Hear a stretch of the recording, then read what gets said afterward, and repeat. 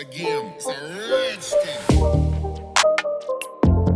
Hamza Ali Abbasi and Naimal Khawar are outstanding actors in the Pakistani drama industry who have declared their disassociation from the showbiz industry after getting married.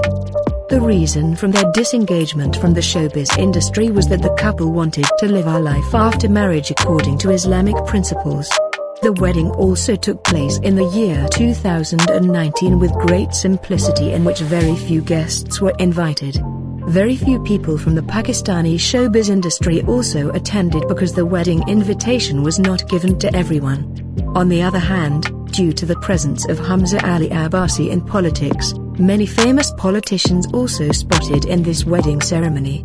After the marriage, Allah Almighty blessed the couple with a son in 1 year. Hamza Ali Abbasi and Naimal Khawar named their son Muhammad Mustafa Abbasi, whose pictures were also shared on social media. So, let's take a look at the beautiful pictures of Hamza and Niemel's son Muhammad Mustafa Abbasi.